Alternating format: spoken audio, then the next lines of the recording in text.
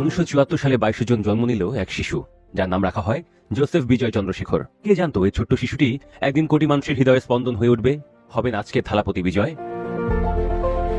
বিজয় পরিবার থেকেই সিনেমার রঙিন দুনিয়ার সাথে পরিচয়। তার বাবা এস এ চন্দ্রশেখর একজন চলচ্চিত্র পরিচালক ছিলেন, আর মা শোভা চন্দ্রশেখর ছিলেন জনপ্রিয় গায়িকা। সেই সুবাদে ছোটবেলা থেকেই অভিনয় স্বপ্নের কাছে পৌঁছে যান বিজয়। মাত্র 10 বছর বয়সে বাবার পরিচালনায় ভেট্টি ছবিতে অভিনয় করে প্রথমবার ক্যামেরার সামনে আসেন তিনি। সেখান থেকে শুরু হয় এক অনন্য যাত্রা। সময় কেটে যায়, ছোট্ট শিশু শিল্পী হয়ে ওঠেন তরুণ নায়ক।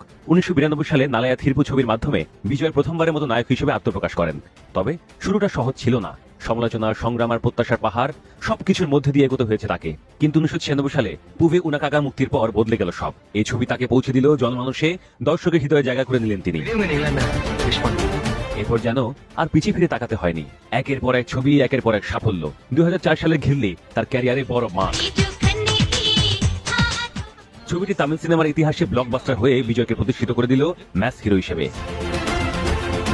শুধু বাণিজ্যিক সাফল্যের মধ্যে তিনি সীমাবদ্ধ থাকেননি। তুপাকি, কার্থি, মেরসাল সরকার আর বিগলের মতো ছবিতে তিনি যেমন দিয়েছেন বিনোদন, তেমনি সামাজিক বার্তাও ছড়িয়ে দিয়েছেন। তার সিনেমায় কখনো দুর্নীতি বিরুদ্ধে আওয়াজ, কখনো শিক্ষায় গুরুত্ব, কখনো আবার সাধারণ মানুষের অধিকারের কথা উঠে এসেছে। হয়তো এই কারণে তিনি শুধুমাত্র একজন নায়ক নন, অনেকের কাছে এক নেতার মতন। বিজয় কেবল অভিনয় সীমাবদ্ধ থাকেননি, তার কণ্ঠ জয় করেছে ভক্তদের হৃদয়। বহু ছবির গান তিনি নিজেই গেয়েছেন, যা জনপ্রিয়তার শীর্ষে পৌঁছেছে। নাচ, অভিনয়, সংলাপ আর গান সব মিলিয়ে তিনি এক পূর্ণাঙ্গ বিনোদনদাতা। কিন্তু তার আসল মাহাত্ম্য হয়তো অন্য জায়গায়। আলো ঝলমলে পর্দার বাইরে তিনি এক ভিন্ন মানুষ। নিভৃতে কোনো প্রচারণা ছাড়াই অসহায়দের পাশে দাঁড়ান তিনি। নিজের প্রতিষ্ঠিত সংগঠন বিজয় মাক্কাল আয়াক্কমের মাধ্যমে অসংখ্য মানুষকে সাহায্য করেছেন। শিক্ষা, স্বাস্থ্যসেবা, প্রাকৃতিক দুর্যোগে ক্ষতিগ্রস্তদের পাশে দাঁড়ানো, সব জায়গায় দেখা মেলে থালাপতির সহানুভূতির ছোঁয়া। আজ তার জনপ্রিয়তার সীমা ছাড়িয়েছে তামিলনাড়ুর গণ্ডি। ভারত জুড়ে এমনকি বিদেশেও তিনি তুমুল জনপ্রিয়। লাখো ভক্ত তাকে থালাপতি অর্থাৎ সেনাপতি বলে ডাকেন। সিনেমা হলে যখন তার নতুন ছবি মুক্তি পায়, তখন সেটি আর শুধু সিনেমা থাকে না, হয়ে ওঠে এক উৎসব, এক উদযাপন। এবার বিজয় আটঘাট বেঁধে নেমেছেন রাজনীতির ময়দানে, আর সেখানে তুলেছেন সিংহ গর্জন। চ্যালেঞ্জ জানিয়েছেন খোদ নরেন্দ্র মোদীকে। পারাপাথিতে দলীয় দ্বিতীয় রাজ্য সম্মেলনে বক্তব্য দেন বিজয়। সেখানে হাজারো সমর্থকের সামনে তিনি বিজেপিকে আদর্শগত শত্রু এবং ক্ষমতাসীন ডিএমকে কে রাজনৈতিক প্রতিদ্বন্দ্বী হিসেবে ঘোষণা করেন। জনসভায় দেওয়া তার কিছু মন্তব্য সামাজিক যোগাযোগ মাধ্যমে ব্যাপক ভাইরাল হয়েছে।